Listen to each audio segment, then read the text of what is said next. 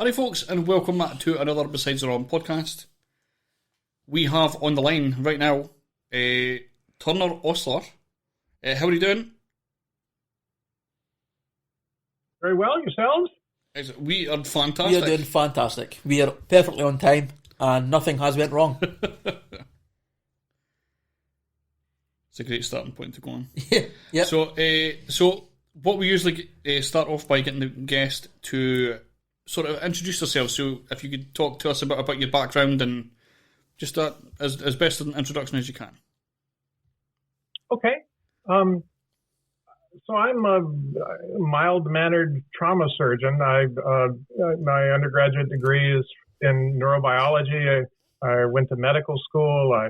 I got my boards in surgery, and I did my fellowship in gunshot wounds and car wrecks and burns and stuff like that. And I spent 25 years in the operating room.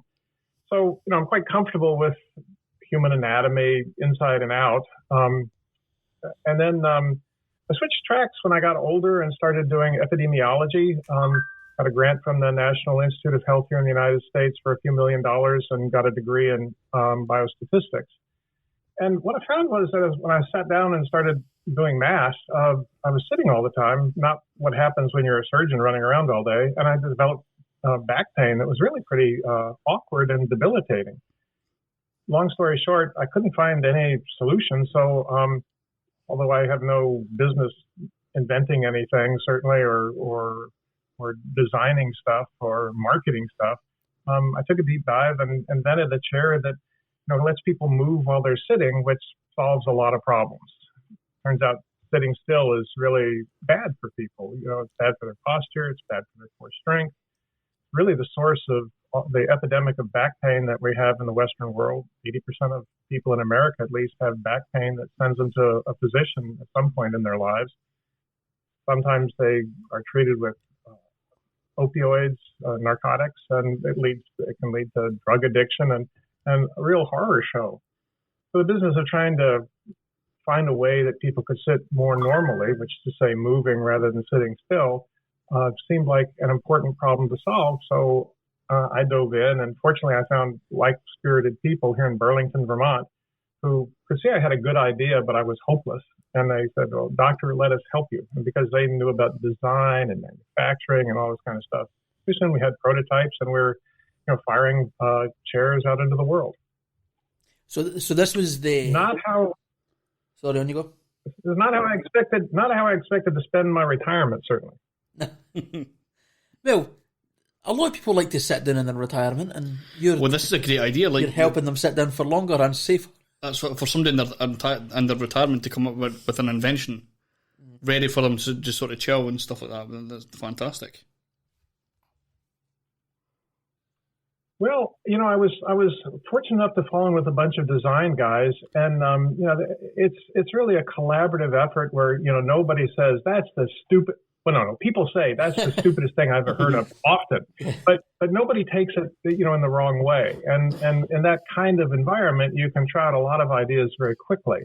And in the world of entrepreneurship, I learned that the slogan is fail often, but fail fast. You pursue something, doesn't work, and you move on to the next idea. And by exploring a lot of different ideas, you have at least the opportunity to find a good idea. We're at least halfway through that model. We fail quite often. So we're going to be millionaires soon. Failures. Just based on that. I like that. So yeah, the reason that I got you on the podcast was because I have a thing which a lot of people around here don't know, but you might know. Sacrogenesis. I think it's also called something else. I can't remember the name of it.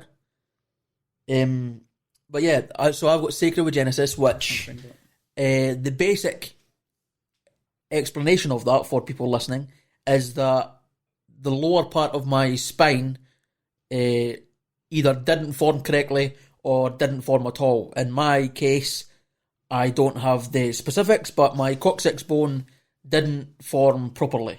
I don't know how much it did form, but it's not working properly.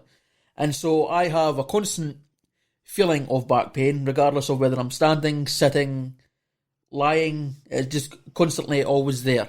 And so the idea of a chair that could help support your posture while not causing other issues, which is what you were talking about in your TED Talk, seemed intriguing to me.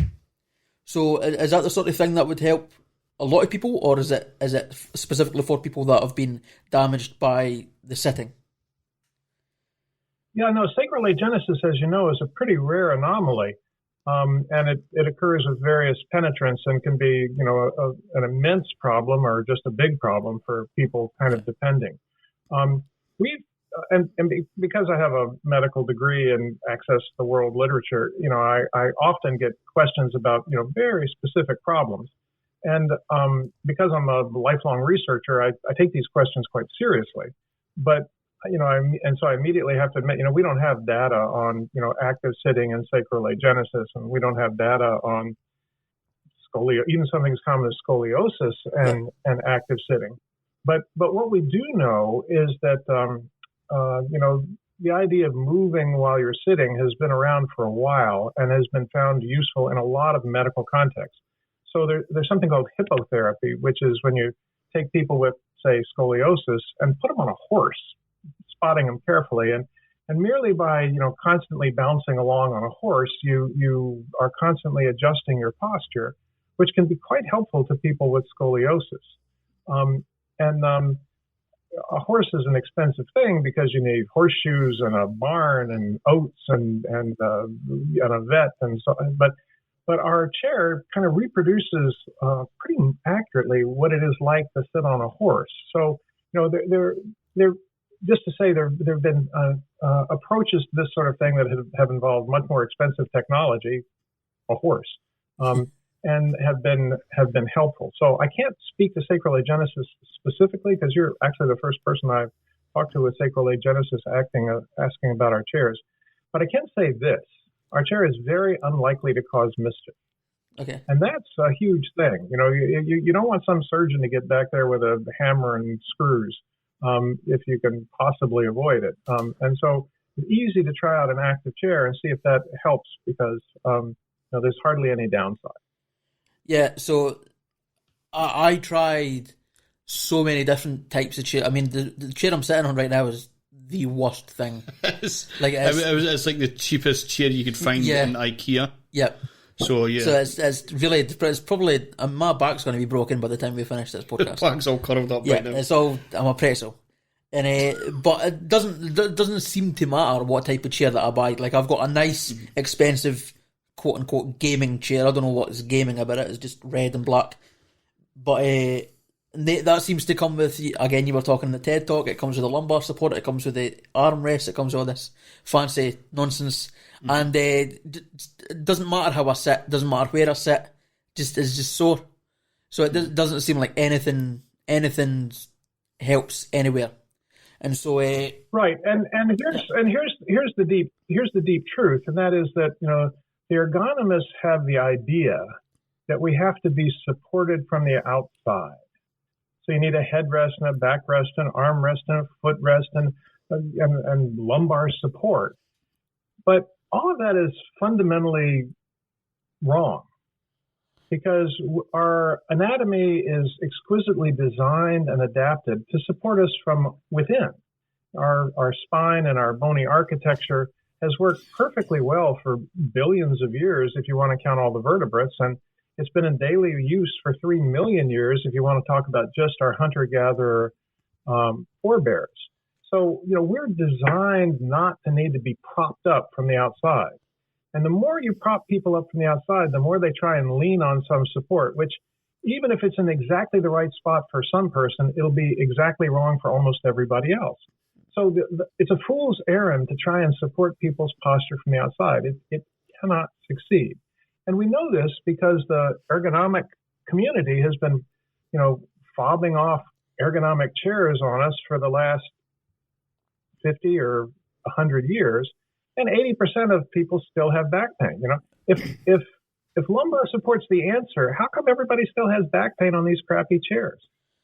And the answer is, that's not the answer. The answer is we need to let people move freely so that they can use their God-given architecture to sit naturally and comfortably.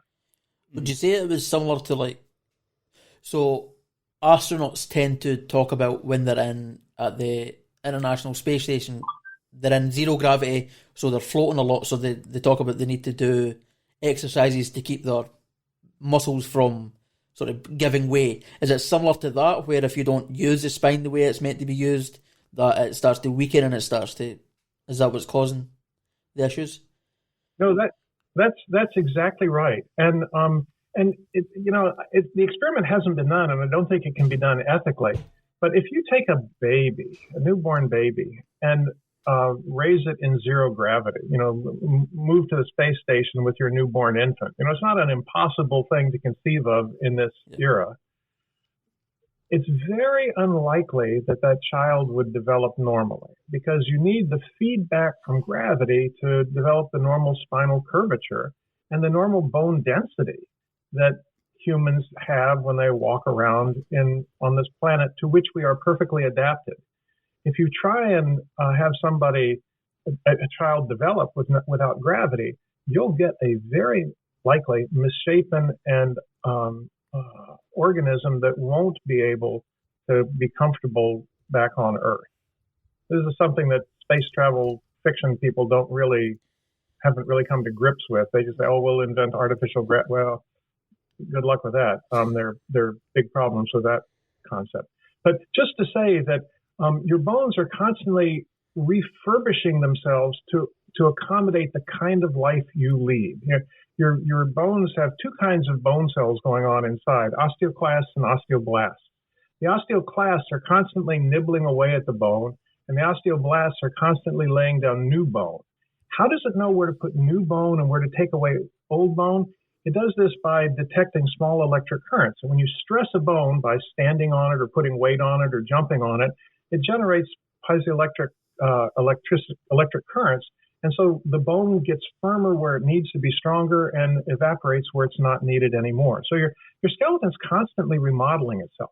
We know this because if you break a bone and then you take x-rays every month, as physicians do, you can see the bone gradually grow together with a big extra lump of bone kind of knitting it all together, so-called bony callus. And then over weeks, months, and years, it thins out until you can't even see where the bone broke, because the bone is constantly rebuilding itself from the inside. So all of this stuff goes on silently in the background. And just so, if your posture is weird for years at a time, slumped over your desk at a computer, your spine responds to, okay, fine, we're going to have a weird posture now. But your bony architecture isn't designed for it, and you can get away with it for weeks or months or years. But eventually, you get past the design capabilities of your spine, and 80% of people develop back pain. So, as is tradition on this podcast, there's always a random stupid question from one of us. I've thought of one as well, and I've just thought of one. Well, no. In my world, we say there are no stupid questions. Yeah, there are only stupid people. We get told that a lot. Well, this is what right at the beginning of these science podcasts, we assumed we had silly questions and we said these things multiple times, and we then got to know that a lot of the scientists were like, actually, we kind of welcome these questions because these are what lead people to actually get into science. A lot of the time, these silly questions. Like one of the first people we spoke to, an astronomist or astronomer. Astronomist. This is exactly what we're talking about. We talked to a person that was into planets. And it was into planets. Yeah, it was into planets. And I had to ask what the difference was between a star and a planet. And to me, I thought that was silly because I'm a 27-year-old man who should know these things. And he was like, no, I mean, it's a legit question. So here's my silly question that's not a silly question because every question is valid. What causes a hunchback? So, it goes by a lot of names. Kyphosis is the medical term, but a dowager's hump is another term for it. And if you look at people's X-rays, what you see is the spine just curved, just tilted over a little bit at each intervertebral disc. Yeah. If you add that up over 24 vertebrae, you can develop quite a pronounced slump in the back. This seems to happen because people in the are forward oriented because that's where threats come from. And so there's a lot of bodily tension in front rather than back. When people sit comfortably in meditation, say, their spines are quite erect with the normal curves at the neck, the back, and the low back. But when people are tense, they lean forward. And as soon as the head comes forward, the head is designed to be perfectly balanced on the top of your spine so that it's basically weightless. I mean, your head weighs 13 pounds, but it doesn't feel like it weighs 13 pounds because it's perfectly balanced on top of your spine. Mm-hmm. But if you let your head tip just a little bit forward, all of that weight is now pulling on all of the tendons and ligaments all the way down your back. And in order to support your head, your spine has to work really hard. And the anterior spine begins to collapse. The intervertebral discs become, instead of discs, they become wedge-shaped. And you get this like humped position. When you stay that way for a long time, for years, the spine just can't rebound. And it's especially hard because as you get older, your intervertebral discs lose their elasticity. They're no longer, so you have 24 vertebrae, and in between them are these shock absorbers, the intervertebral discs, which are, when you're young, are full of this gelatinous stuff, and they're full of bounce and vim and vigor. But as you get older, they become tough and fibrous and less flexible. And especially if they're kept in the same position for many hours a day, they're no longer discs, they're wedges. And so your whole spine is tilted based on that. Older people can also have stress fractures. Their spine can break for just no reason because they don't get exercise and their bone becomes quite thin. And if that happens, the bone itself of a vertebrae can tilt a little bit as the vertebrae fractures on itself. So these things combine to give this kind of dowager's hump. And it can be quite hard, even impossible, to get back to normal posture, which is why we're so enthusiastic about putting people on chairs that require them to sit with good posture all the time. Because if your posture is always good, you don't develop bad posture, and you don't develop the anatomic correlates. Your bad posture becomes cemented in your bones. But if your posture is always good, that's not an issue. Mm-hmm. I was thinking about, sorry, this is my silly question. When you said before, you mentioned that something to do with the gravity and stuff like that, and like how bones are structured. Stephen Hawking's brought out a documentary. God, it would have been probably about 8 or 9 years ago, something like that, where he was talking about what alien life would look like on certain planets and stuff. Oh. And he made a bit of he maybe went into this a little bit more, but he was talking about these aliens that were like sort of held up properly, and I don't think he actually took into consideration gravity. He might have actually. He probably did. He probably did, but it's something I thought about. Like, has he actually taken in consideration properly? Like, these things are like freestanding, upstanding things when they don't really need to be. Yeah. Yeah. Well, Stephen Hawking, of course, arguably the brightest mind of my lifetime. Mm-hmm. He's got contenders, of course. I mean, there's also Bertrand Russell. I mean, you guys have produced some top flight folks. But he would have deep experience with, having the consequences of bad posture because of his muscular disabilities. He was unable to assume normal posture. Mm-hmm. So for him, I think it was a intense and personal battle. I don't know the ins and outs of whether he had back pain to go with his unusual posture, but I suspect his life wasn't comfortable. Yeah. The idea that we are shaped by our environment is a perfectly reasonable one, of course. In fact, Winston Churchill said, we design our building, we shape our buildings once, and then they shape us forever. Our built environment really changes us. And because we spend many hours a day, on average 8 or 10 or even 12 hours a day, in intimate contact with chairs, they are reshaping our very anatomy. and they're reshaping our anatomy for the worse. We know this because, for example, we didn't used to sit on chairs, right? Chairs, the hunter-gatherers, there's still hunter-gatherers in Africa. The Hadza, for example, they don't have any furniture. And, when they want to assume a restful posture to, tell stories or eat lunch, they squat. And we know that almost all human beings squatted for most of human history. And we know this because when people squat a lot, the tibia, the shin bone, leaves an imprint on the talus, which is one of the ankle bones. And so by looking at the bones that have been left around Europe for the last 2,000 years, physical anthropologists have been able to see that, we were squatting right up until the 16 or 1700s. And then we started sitting because benches and chairs became available to the masses.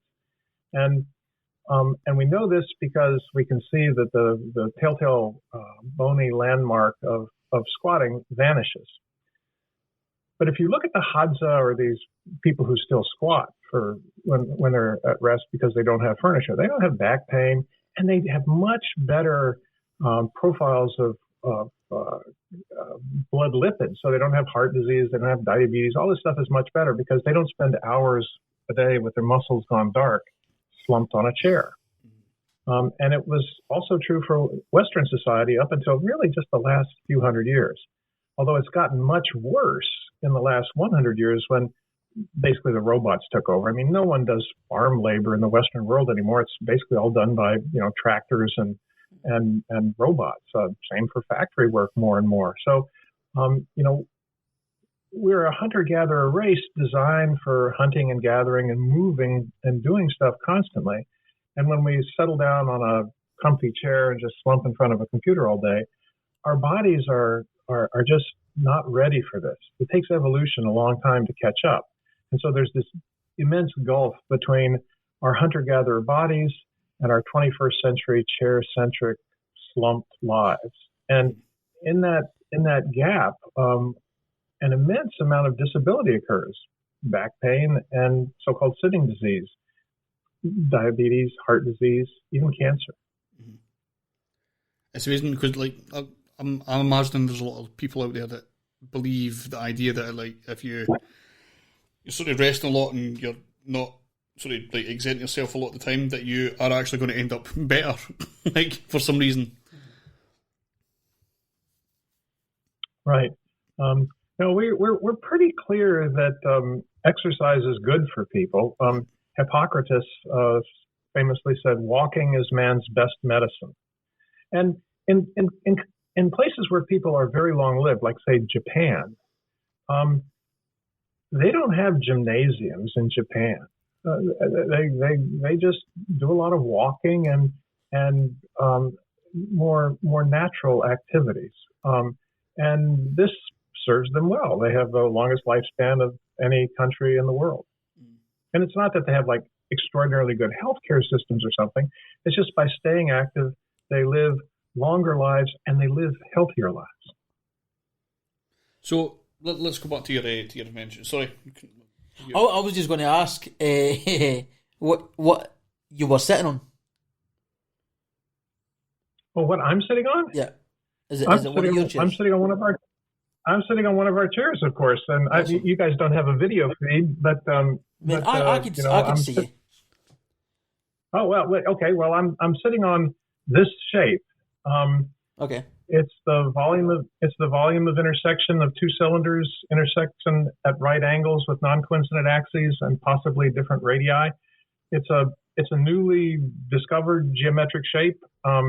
And who knew, but you can own a geometric shape. So although Archimedes sniffed around this but missed it, I discovered it, so to say. In mathematics, it's never clear if you discover something or if it, in the sense that it was there, or if you invent it in the sense that it wasn't there. I would claim both.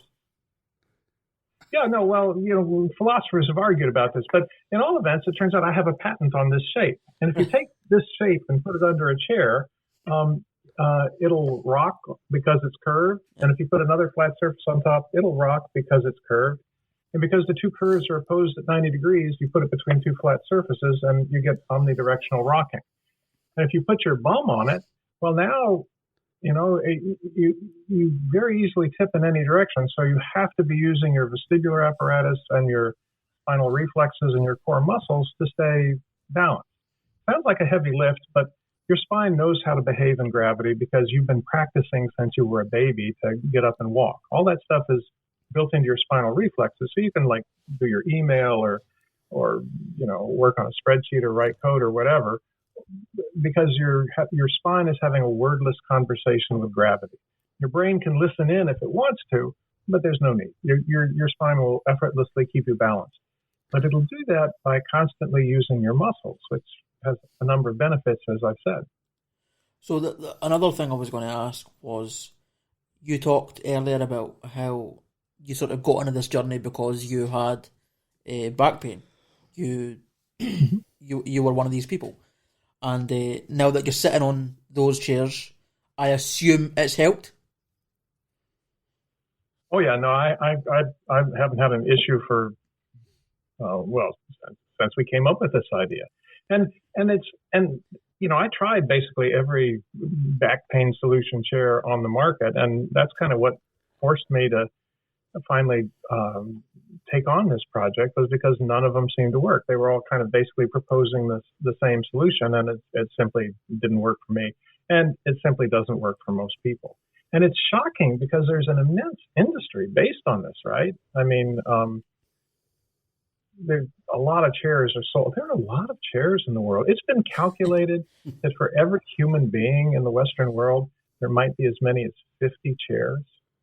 I mean, it's hard to imagine, but you've got lots of chairs sitting around your house that nobody's sitting in, and you've got chairs in the basement, you've got chairs in the living room, and you've got chairs in the dining room, and there are chairs, in closets waiting for the next funeral or the next wedding, and there are chairs at the convention space, and there are a lot of chairs out there. A satirical magazine here in the United States, The Onion, had a headline that read, "New study demonstrates no more chairs needed." But we do need new chairs, because the chairs that we keep making are the same crappy ones that are causing mischief. We need better chairs. We need a whole new generation of chairs. Well, just looking at the room, we have like a corner couch. Yeah. How many chairs is that? And let's just think about this. There's only ever 2 people in this house a lot of the time. Yep. Especially during COVID. Yep. Although we did get this is the chairs existed before COVID in here. Yeah. So there's like a big corner couch here.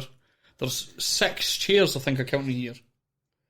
2 broken chairs. We've got broken chairs in the house that we need to get rid of. Yeah. That we can't get rid of because of COVID. I didn't count the broken ones. That's probably never come into much statisticians' mind. I don't think there's ever been enough people in the house to use all the chairs. Never. And there never will be. No. Especially now. Keep the germs out. 2 broken chairs. So it's shocking just exactly how many chairs there are. And you have to ask the question, why do we wish to be surrounded by so many chairs? What is with that? What is the dealio here? And I think it's in part that, chairs are just an assumed part of our lives, and we can't imagine life without them. And our lives are designed around chairs. If you don't have chairs, you can't look out a window, right? If you're sitting on the floor, you can't see out. Mm-hmm. And if you go to a restaurant, if ever you go to a restaurant again, and you look at the maitre d' and you say, "I'm not sitting on that goddamn death trap chair you're offering me," they'll show you the door, right? I mean, and if you go to a movie theater and refuse to sit down, they'll get rid of you, because people are expected to sit, and they expect to sit because it's become our default posture. We spend much more time sitting than in any other posture, including lying down to sleep. Mm-hmm. It's bizarre. What I've loved about Science Month more than anything else? It's the stats. Every single podcast has a stat that just sort of blows my mind that I've never thought about before. And in this one, obviously, it's the fact that every person's bum has 50 seats that they can sit on. Just spare. Yeah, one of the other podcasts is that 25% of mammals was a bat. And it's just, every podcast has a stat that just blows my mind. And It's my I'm favorite glad thing. we found one. Yeah. So you done a TEDx talk. Was that 2019? I'm sorry. I did a TEDx talk. It's been about a year and a half ago in Stowe, Vermont. Yeah. And what I talked about in my TEDx talk was a way to get active chairs under kids because I've talked to furniture manufacturers, big furniture manufacturers here in the United States, Steelcase, the biggest, and I got as far as a vice president and tried to explain the idea of sitting actively as a academic kind of emeritus professor from the University of Vermont. But she has like a completely different perspective as an executive of a big chair company. And she listened sort of politely and shook her head and said, maybe for kids, but no grown-up ever wants to sit on such a thing. And so in a moment, she made a decision for hundreds of millions of people without them ever having the opportunity to see for themselves. And we've encountered this over and over again. We pitched our chairs at ergonomic conferences and office wellness conferences, to big companies, Cisco and Microsoft and Boeing and the HR people, the human resources people are very enthusiastic. Send us some chairs. Yeah, we'll see. But as soon as our chairs get to one of these big companies, they run smack into the ergonomists at the company and they say, no one could sit all day without a back on their chair. And so, they're just unwilling to even proceed for another sentence. Yeah. And I have to say, I'm a 70-year-old coot and I sit on a chair with no back all day. So at least one person can do this. I know this for a fact because I am that person. But that was kind of the end of the conversation, except somehow we got on an internal mailing list at Google, a big company here in the U.S., as you may know. And Google started providing a stipend for their people working from home now in these COVID times of a couple $1,000s to upgrade their home offices. And they mentioned our chair as like the best one they found. And within days, we were getting hundreds of orders from every city in North America that happened to have a Google office where people were working from home. So big companies, if they let their employees decide what they want to sit on, we win in a walk with active chairs. But when you bump up against the dinosaurs in the ergonomics department of these big companies, the conversation is over before it starts. So it's really interesting to see how hard it is to get a new idea into the world.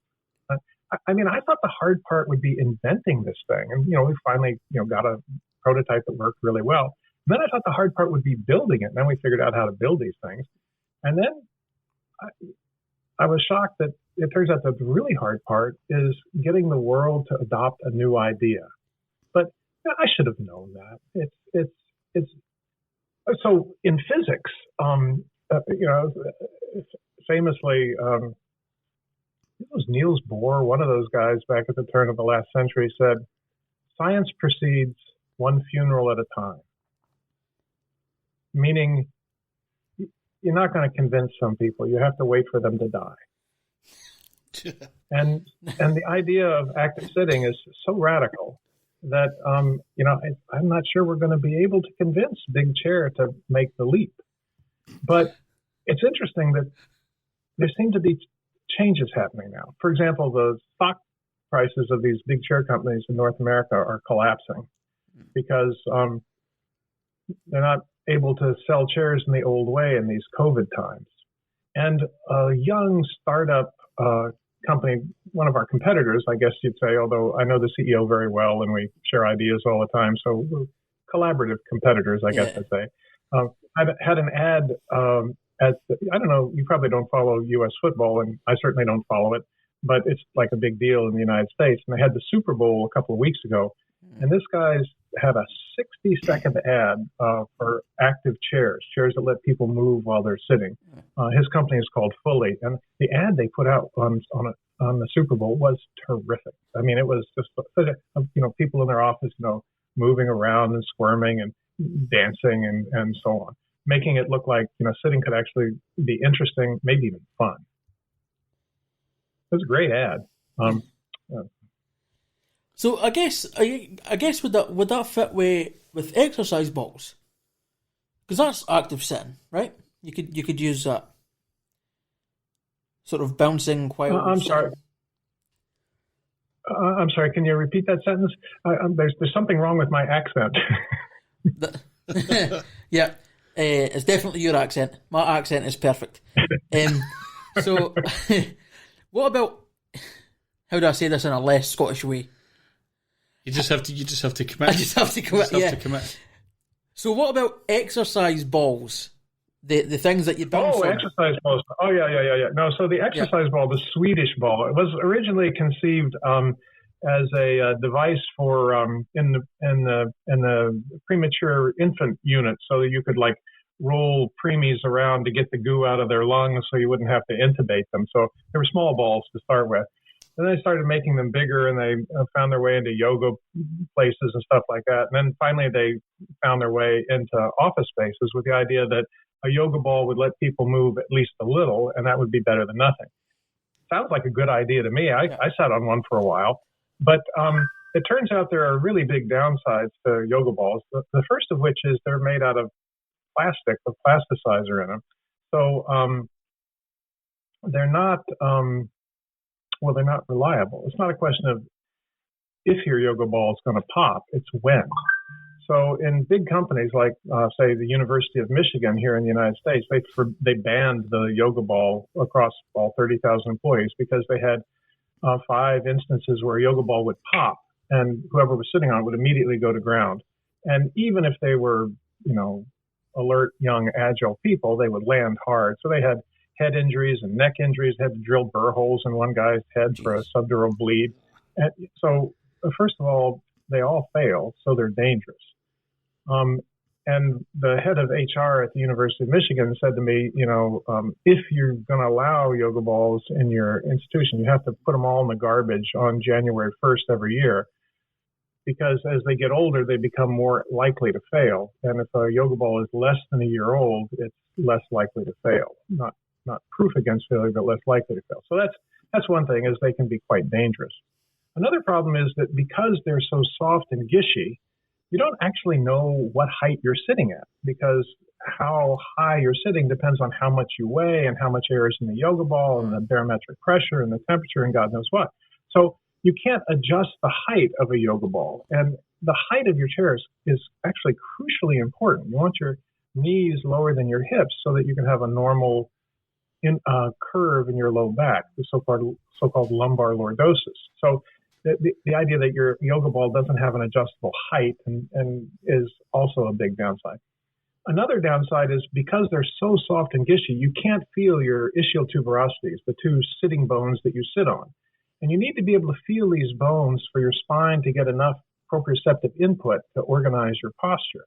If your sitting bones are just lost in space, in some gishy yoga ball, you can't organize your posture, and people pretty quickly resort to slumping forward.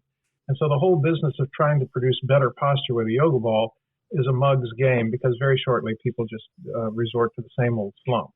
So for a variety of reasons, there's not much to like a yoga ball, except that they're inexpensive. But that's, if it's not solving the problem, no matter how cheap it is, it's not cheap enough. And also, according to your TED Talk, your TED Talk, you could make your chair for $5 if need be. Right. No, we've worked hard we give away the design. So if your school or organization has access to a CNC router, and you can just put down a sheet of plywood and it cuts out all the pieces. They snap together with a self-locking joint, and all you need is some tennis balls and some bungee cord to finish it off. I have to say that, these are pretty rudimentary chairs, but we put them out under a lot of kids here in schools in Burlington, Vermont. Kids love them. They wear out tennis balls. We had to give them the lacrosse ball upgrade because they were wearing holes in the tennis balls under their seats. So let's see them wear out a lacrosse ball. Those are solid rubber. They can't wear those out. Would they work for adults as well, or would they need to be bigger for adults? I assume bigger. Well, we pitch them for kids because we designed them for smaller bodies. Yeah.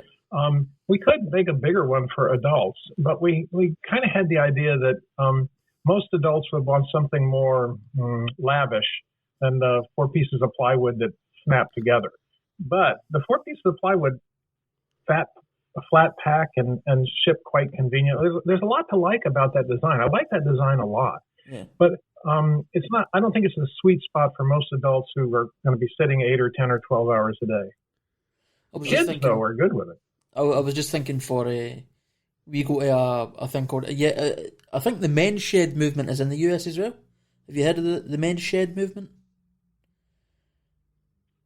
I'm sorry, I'm having trouble with my accent again. The men's shed movement. The men's shed movement. MEN. Men. You try it, Stephen. That's going to sound the same. Oh, the men's shed movement. Right. We have a group in Australia that is having a men's shed organization make button chairs for schools in Australia. Yeah. We don't have men's shed. Men's shed isn't a thing in the United States, but it is in Australia and apparently the UK too, because they steal everything from you guys. Yeah. So and the town that we live in, we actually have the biggest men's shed in Scotland, and so it's a really big thing. It has not now because the COVID again, everything's ruined by apocalypse. But before, back in the days when you were allowed to go out without getting arrested, there was 60 or 70 people every week, Tuesday and Friday. Yeah. And it's a huge thing. I was just wondering whether they had a CNC router, because again, very likely they do. Even high schools in the United States, have CNC routers, and learning how to work a CNC router in the 21st century is kind of like learning how to work a power saw in the 20th century. It's an essential piece of the kit for manufacturing stuff these days. Because that would be quite good for them to get involved and definitely maybe make a wee bit of money for the local school and whatever. So I was just thinking as well, Joe Rogan, one of the biggest podcasters in the world, he uses one of these sort of active chairs as well. What is it? I don't know if it's from your competitor or not, so I won't mention his name, but I know it's kind of... no, but who? I buy all these things. Likely I know him. Joe Rogan. Yeah, but who's he buy the chair for? Oh, I'm not sure. I'm not sure. Sorry, yeah. I didn't know he used it. Well, we're in favor of all active chairs. We think the market is plenty big enough for everybody. We don't compete with everybody. We're just trying to get. We don't compete with anybody. We're trying to get everybody to sit actively as a matter of public health. So have you had? We need more kinds of vaccines out there to make sure everybody gets vaccinated. Yeah. We need more kinds of active chairs out there to make sure everybody can sit on one. Have you had your vaccine yet? Your COVID vaccine? I know what the chair is. All right. Okay. It's a Capisco ergonomic chair. See the ergonomics again. You heard of that? I'm sorry, say again? The Capisco ergonomic chair. Oh, yeah. No, well, the Capisco chair doesn't really move very much. And, is it not? Really? Yeah, there aren't but a couple of chairs that move in a way that's intelligent. And they're quite expensive. Ours is by far and away the least expensive in the best movement, frankly. Yeah, I would say that, of course. Yeah, I have noticed that about Joe Rogan. I did notice the price was about £350 odd or dollars at least there. So yeah, and that would be the cheaper one. And probably, we have noticed that Joe Rogan does a lot of crazy shit with money. So yeah, amazing. So yeah, have you had your COVID vaccine yet? I got my first shot 2 weeks ago, and I'm getting my second shot a week from now because it's the Pfizer vaccine, so 3 weeks apart. So so far, it's interesting. Our 20-something-year-old kid is at home with us, and he's been doing all the errands because he's less likely to die if he gets COVID. But because I'm older, I'm getting vaccinated, And pretty soon we're going to have to flip the script. I'm going to go out and do the errands because I'll be safe, and he'll be the one who's most at risk. But she finds threatening because when you're 20 something, you like to think that you're invulnerable, and when some 70-year-old coot says, "Stay home," you're too vulnerable. It hurts their pride. Definitely. So we ended up getting COVID in October last year, and then, however, we seemed to be fine. And then I got my first dose of the Pfizer vaccine last Friday, and I keep hearing about all these side effects. And so far, maybe it was because I had COVID so recently, but I haven't had any side effects, and that's been a week. I had a really, really sore arm, but I think they messed up. Well, the research pretty. So I've written a number of op-ed pieces, and I lead a research group here at the University of Vermont that studies COVID stuff, and we're also a site for the Moderna vaccine trials. And what we know is that if you've had COVID, and you've had COVID because you tested positive, and you get just one dose of vaccine, you're good to go. Your system is like tip top with antibodies. Fantastic. So you could get another vaccine, but you're adequately protected now. How long for? Do we know how long for yet? No, we don't, and nobody knows because COVID has only been in the world with us for the last year, so we don't have any way to really be sure, except by analogy. And we know that other immunity to other coronaviruses, lasts often years. So we might be good for more than a year, but more likely COVID will become the sort of problem you manage like flu with a yearly vaccine that kind of updates you can kind of think of it as a software update for your immune system. Yeah, that doesn't bother me. People are quite comfortable updating their Windows operating system or their Apple operating system every so often to deal with new threats in the world. Just so with your immune system. Yeah, so it seems that the uptake of the vaccine in the UK, at least right now, they're only doing 40 to 49 and underlying conditions right now, so we haven't got to the younger people. But the uptake seems to be about 90%, which is way above what I expected it to be. Definitely. I definitely thought it would be much less than that. My worry now, though, is that it's going to be a high uptake for the first couple of years, and then it's going to very quickly disappear. Same what happened with the flu vaccine and stuff years ago. Yeah, that's my fear. Yeah, no, it's hard to predict. We were able to make the vaccine quite quickly because we understand viruses because they behave predictably. The business of trying to get vaccine out into the public is much harder because people are endlessly fascinating, and it's very hard to predict what they're going to do. Yeah. In the United States, we decided that we were going to make it a political contest over whether you wore a face mask, for crying out loud. Yeah. So who knows what these people are going to do next? It's very hard to guess. But just to say, we'll have enough vaccine in the United States within the next 3 months that anyone who wants to be vaccinated will be vaccinated. And of course, we're hopeful that people are willing to be vaccinated. But we're not so foolish as to think that we mandate it, because that's guaranteed to cause mischief, at least in the United States. People don't take well to being told what to do. Yeah. Oddly, people in the United States will pay their taxes, but they don't like to be told whether to wear a face mask or not. It's odd. So one of the first interviews we done before Science Month was with an epidemiologist called Kat. What was her second name? Epidemiologist Kat. That was her name. And she was talking about how... Kat Wallace, yeah. And she was talking about how normally you would assume that with a respiratory thing like COVID-19, that rural areas would do better than sort of like big city areas. And she said that didn't seem to be the case this time. And it was because of people in rural areas tending to care less about the rules than people in city areas. So you would have less use of masks and things like that, and less social distancing and things like that. No, we got a hold of a data set that had COVID rates at the county level for the United States, all 3,198 counties. And we were very interested in what was the best predictor of, whether people came down with COVID or not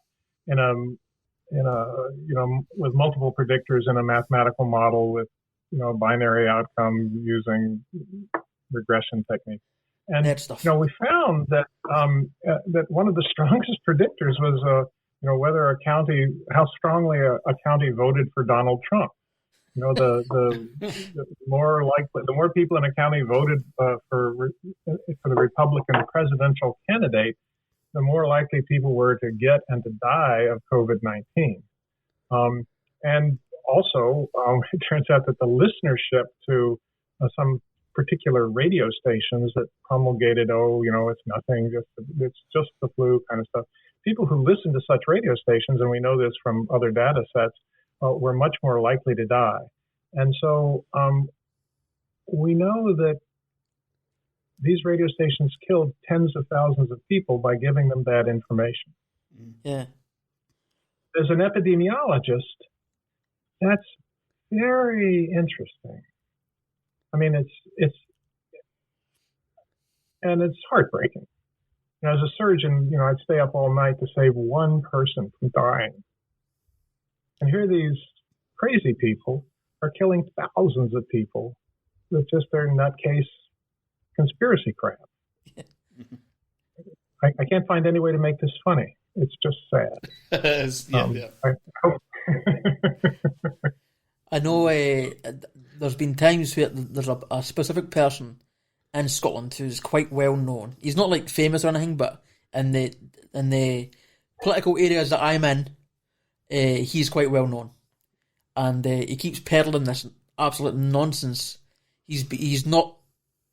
First of all, he doesn't believe it. He started off believing the 5G thing, that 5G causes this thing that they're calling COVID, because he didn't believe COVID was real. And then from then on, he's been saying that he's at no point observed social distancing. He's at no point worn a mask. He's not adhered to any lockdowns. And in the UK, people are saying that the UK government has done badly, and by cases they have. But the lockdowns have been quite strong. We've had some of the strongest policies against COVID in the world, and he's adhered to none of it. And he hasn't got it, and I don't want to wish it on anybody because it's a horrible thing to have, but the fact that he hasn't got it is really, really annoying, because we got it going for cheese. Yeah, that was the annoying thing about us. No, but here in the United States, you may recall that Donald Trump famously refused to wear a mask and poo-pooed people who did, and then he came down with COVID. Yeah, and in his age category, with his known comorbidities, I don't have access to his medical records, but we know that he's on Lipitor, and we know that he's overweight, and we know his age, and so we know that he very likely would have died. Except, he had a whole medical center at his disposal and was immediately treated with monoclonal antibodies and dexamethasone, which saved his bacon. And then, these pencil neck geeks with their advanced therapies saved his life. And he walked out of the hospital claiming that he was a Superman, and it was solely his brilliant biochemistry that saved him. Did he get bitten by a radioactive spider? There's no cure for stupid. No. I'm still bitter about the fact that we've adhered to everything. We've been laughed at for taking things so seriously. Even still to this day, we get laughed at for it. And we got it getting fucking cheese. Went out to get cheese. Jesus. Well, life isn't fair, but I'm glad you're okay. Yeah. Well, one of the good things to happen, and I spoke to a virologist about this. Yeah. Because we lost the sense of taste and smell, that was one of our symptoms. We had that for a little while, and it actually affected me so much afterwards that I've completely stopped smoking, and it was a thing that I've tried for probably around 15 years on off. Well, in that case, it may have been a good thing. Yeah. Because smoking is for sure a health risk over time. So this is a rough way to stop smoking, but if you get your sense of smell back, it will have been worth it, perhaps. Yeah. Well, my sense of smell's back. But you just hate the taste of cigarettes. I just hate the taste of cigarettes for some reason. It's mad. So I stopped smoking in November. It took me a few weeks. Yeah, it took you a while. It took me a few weeks, but I eventually just decided that I wasn't... Because it even got to the point where I was like... I sneakily went out to buy cigarettes, I tried one, and I was like, I've wasted my fucking money here. Yeah. I can't do this again. So... Well, mazel tov. That's all to the good. Yes. I think that's... Do you have anything else you'd like to bring up? Anything website related or any upcoming projects? Or well, it's been terrific because these are my two interests really: active sitting and COVID. And so you've given me a chance to kind of exercise my twin passions. Well, and before you my go wife, on, thank you because tonight at dinner we can talk about something else. She gets so tired of listening to me talk about COVID and chairs. Well, before you go on, I have another question, and I don't know how much. I know you seem to be a bit of a data geek, if you don't mind me saying. Is that accurate? A data geek. I'm sorry. I seem to be a bit of a... I'm saying you seem to be a bit of a data geek or a data geek. Oh, yeah. No, that's what my most recent degree is in, is, data science and biostats. So, I swim in data. I love this stuff. Right. So, question, because, again, I touched on this a little bit earlier, but we've been told multiple times that the UK government has done so badly in COVID. And again, based on cases and death per million and stuff like that, yes, we've done dreadfully. But according to the policies that we've had, and then compare that with Texas and Florida, who've had nothing, Sweden, who's had very little, why would a place like the UK be doing so badly when it's clear that other countries can do better with less policies? No, it's a deep mystery, and no one understands. But there was a terrific piece in the New Yorker magazine just 2 weeks ago. And for instance, places like Bangladesh, where we thought there would be a catastrophe because there's basically no healthcare system, hardly any COVID. Same with India, and then places with, excellent healthcare systems like Great Britain or the United States. Well, we don't have an excellent healthcare system, but with available high-tech medicine. And these countries did terribly. And we really don't understand why. And it's caused people to think, well, maybe in Bangladesh, people all get cholera or live closer to more organisms or have more intestinal parasites, and their immune systems are just more developed. And so they can handle something like COVID. Just so we don't understand why kids hardly ever get very sick with COVID, and adults, do terribly. There's so much that we don't understand, and it's not that we don't. This virus is unusual in many ways, and we don't really have a deep understanding of our immune system. I mean, we know the T cells and the B cells and the immunoglobulins, and we have the broad outlines of how these things work, but it's in the details that either you live or die, and we don't understand those very well. So we do understand some basic epidemiologic principles, like masks, slow down the transmission of a respiratory virus. And by slowing down viral transmission, you buy time to get a vaccine or whatever. So, some basic public health things we understand. But the deep mystery of why some countries had such a terrible time with it and other countries, escaped basically unscathed, we just don't know. And we'll be studying it for years to come, and we may never know. That's my least That's a favourite hard part question. of science podcasts. There's always we don't know, we never will. You're going to need to get used to it. And I feel like I'm more accepting of that, but there's a lot of people that just can't accept. Yeah, I can't accept it. No, it's weird. It annoys me. I need to know things. Yeah, no, and we'll understand a lot of things sooner than we'll understand some of the intricacies of the human body. And the immune system is going to be one of the last things we understand. Yeah. There you go. Well, I think that brings us to a great end there. Honestly, thank you for coming on, Turner. It's been amazing. No, thanks for letting me engage my twin passions with guys who are amusing. And I'm sorry my accent was just not working today. Yeah, it's okay. We will hopefully, by the end of this podcast, hopefully we get used to the American accent eventually. Yeah, the American accent really it's so confusing. Difficult, so difficult. Yeah. Well, some years ago, many years ago, I did a exchange year at Trinity College, University of Dublin. And as a young man, I thought, well, this is going to be great. I'm going to have this exotic American accent, and women will fall at my feet. Yeah. That turned out not to be the case. They thought my American accent was ridiculous. British accents, seem exotic and well learned and well lettered, but American accents just make you sound like a dork. It's just it's just the way it is. I hope you don't mind me saying, but you have sort of a. That sounds like it's going to be offensive. Not offensive. It's not going to be nice.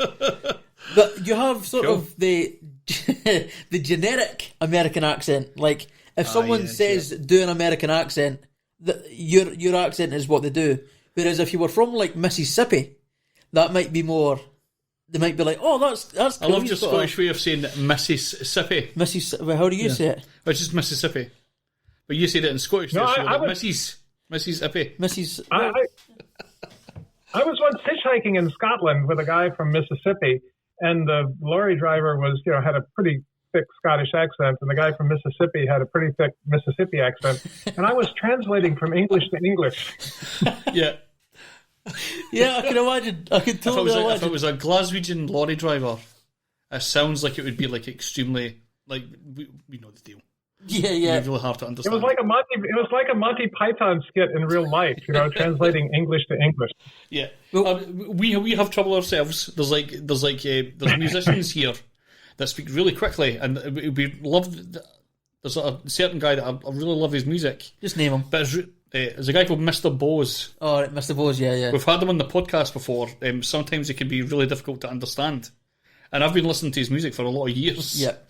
But we're also from like rural Scotland. We stay in like a semi-rural area, so we have a thick Scottish accent as well as just being normally Scottish.